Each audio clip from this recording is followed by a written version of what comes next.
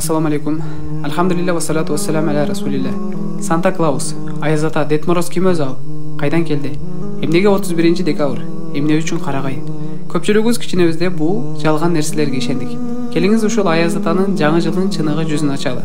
Бул масканын аркасында кимдер турат? Биринчи карагай ёлкадан баштайбыз.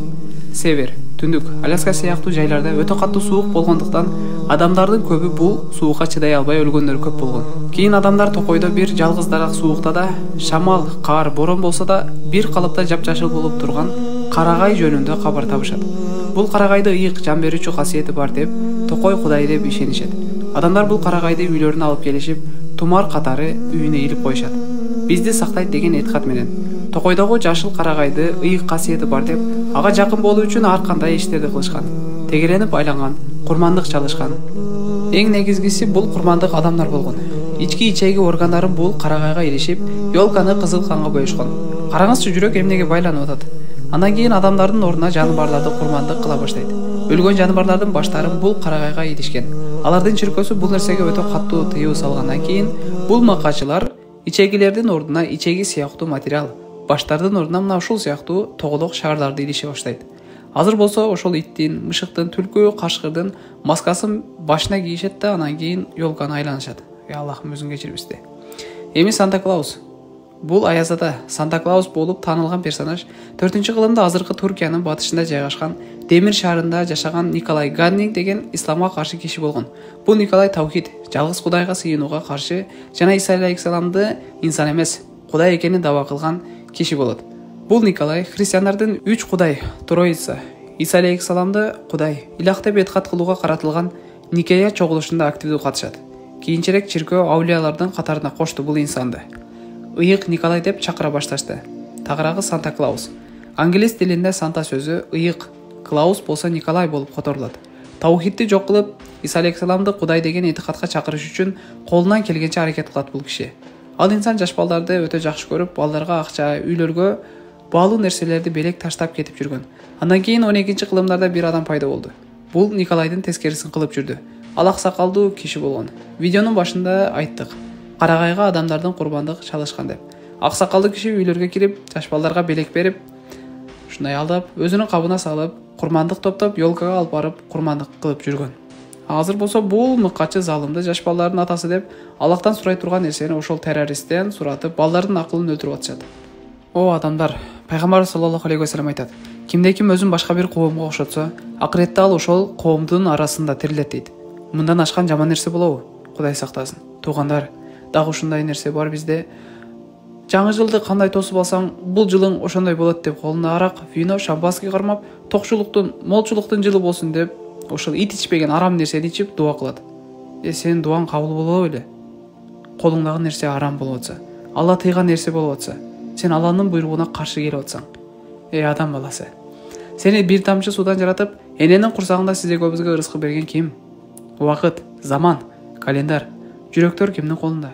Ата-энелер силерден суранабыз. Балдарыңарды куруу жалган нерсе менен алдабагылачы, сураны силерден. Бөтөн элдин ыплас маданияты менен балаңарды суугарбагылачы. Барыбызга хидаят берсин Аллахым. Бул нерсени жасаган белеңиз. Колубуз тоң батса да, өз колдорубуз менен жасаган Аяз ата болсо, бул чыныгы идол, бут экен. Буну билет белеңиз. Субханалла. Караңызчы, шайтан алейхилана бул ыплас нерселерди биз үчүн кооз кылып көрсөтүп койгон. Адамдар аны жасап, сууктун, кыштын кудайы дешип сыйынышкан экен. Өткөн күндөргө истигфар, тоба кылалы, кадырлуу туугандарым. Бул айтып аткан нерсе жеңил нерсе эмес. Кайдыгер болбоңуз. Аяз атанын жанында жүргөн аяз кыз Снегурочкага келсек, ошол шаардагы бойдок сулуу кызды тандап, ёлкага чечиндирип, байлап коюшкан. Аны ошол карагайга курмандык кылышкан. Канчалык тез катып өлсө, курмандыгыбыз кабыл болду деп ишенишкен. О менин кыргыз, өзбек, казак туугандарым, жакшы эле түшүнүп аласыз деген үмүттөбүз. Келгиле бул ыплас арам нерседен колубузду тарталы. Негизинен ойлонуп көргөн белеңиз бул нерселерди. Мен эмне үчүн кылып атам? Мен эмне кылып атам өзү деп. Мусулман адам эрчиме болбойт. Көпчүлүк кылып атат го, мен да кошулуп кое берейинчи, бар эле кылып атат го, мен да кылып көрөйүнчү, элдер кылып атат го деп эргешип кете бербейт. Мен мусулманмын деген адам. Абу Саид аль-Худри разияллаху анхудан азыркы күнүбүзгө айтылган хадис. Пайгамбар саллаллаху алейхи ва саллям айтат: Силерден алдыңкы яхуди жана насаралардын кылган иштерине карышма каршы эргешесиңер. эгер жыландын тешигине кирсе, ошол тешикке да киресиңер деди. Сахабалар: "Я Расулаллах, насрони яхудилерди ээрчип кетебизби?" дегенде, "Анан кимдерди айтып атам мен?" деди пайгамбарыбыз Мухаммад саллаллаху алейхи вассалам. Чындыгында эргешпей атабызбы?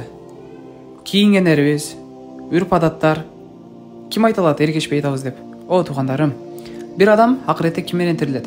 Кимдерге окшоштук кааласа жана кимдерди жакшы көргөн болсо, кайсы бир коомго өзүн окшоткусу келсе, ал адам ошолор менен акыретте бирге тирилет. Кудай сактасын. Мусулман адамга кайры диндеги адамды жаңы менен деши мүмкүн эмес. Аллахым Фуркан сүрөсүнүн 72-аятында айтат: "Алар жалганга күбө болушпайт" дейт. Христиандар 25-декабрь Иса алейхиссаламды төрөлгөн деп этикад кылышат. Эгерде сиз бир адамды ошо жаңы жылың менен десеңиз, анда ширкке өтө ыплас, өтө арам, өтө жаман нерсе болгонго сиз дагы шериктеш болгон болосуз, күбөлүк өткөн болосуз. Кудай сактасын. 25-декабрдан баштап 7-январга чейин булар биздин Кудайдын төрөлүшү деп майрамдашат. Бардыгыбыз билебиз, Аллахым ушу бизге Куранда кабар берген, Иса алейхиссалам кышында төрөлбөгөндүгү жөнүндө. Жаңы курма дарагы пышканда төрөлгөндүгү жөнүндө бизге кабар берет. Кадырлуу тууганым, эгерде сиз бир адамды жаңы жылың менен десеңиз, ушул Иса алейхиссалам 25-декабрь төрөлгөн деп, бул ширк амалга күбөлүк өткөн болосуз, шериктеш болгон болосуз. Бул жеңил нерсе эмес. Кайдыгер болбоңуз бул нерсеге. Аллахым Куранда Маида сүрөсүнүн 2-аятында айтат: "Жакшылыкта, такыбалыкта бири-бириңерге көмөктөшкүлө. Ал эми жамандыкта жана душмандыкта көмөктөшпөгүлө" дейт. Кадырлуу сүйүктүү бир туугандарым, 31-декабрь бир жакшы нерсе болобу айтылачы? Жок. Алланын азабын келтире турган бардык жаман иштер ошол күнү болот. Фахш, мункар, зына, ачылбаган арактар ачылат. Ширк, милицияларың тикеден тик турат. Зулумдук, чоңдор кечинде кичинелерди кармалып не кылат? Аракка сындырат же пивого сындырат. Бул нерсени мен жакшы түшүнөм. Зына, враштарың тикеден тик турат. Бул нерселер бир гана адамдарга эмес, айбандарга дагы өтө чоң зарары тиет. Сиз үйүңүздө салют атасыз ысырап кылып, ал эми итиңиз болобу, мышыңыз болобу, тоогуңуз болобу, бир жака 4-5 күн жок болот. Ал күнү нафсти семиртип, шайтанды сүйүндүрө турган күн болот. Аллах азза ва жала Куранда айтат: "Эй момундар, яхудилер жана насранилерди дос кылбагыла. Алардын кээ бирлери бири-бирине дос. Силерден ким аларга дос болсо, анда ал ошолордон" дейт. Акыретте ошолор менен бирге тирилип калбаңыз тууганым. Бул жаңы жыл деген үрп адаттарынан, бул баледен колду тартыңыз. Дагы Аллахым Куранда айтат: "Эй момундар, менин душманым жана силердин душманыңар болгон мушриктерди дос тутпагыла" дейт. Алардын үрп адаттарын, алардын майрамдарын бизге кыпынчалыктагы тиешеси жок болгон нерселерин алып келип майрамдап атабыз. Бул нерсе аларды урматтап, сыйлап дос туткандын белгиси эмеспи? Кадырлуу тууганым, көрөрман, бул видео мойнуңуздагы аманат. Башкаларга жеткирүүңүз милдет. Биз сизден ошол нерсени талап кылабыз. Сураныч, башкалар менен бөлүшүңүз, сөзсүз айтыңыз, деңиз. Өзүңүз деле калып кетпесин. Ассаламу алейкум ва рахматуллахи ва баракатух.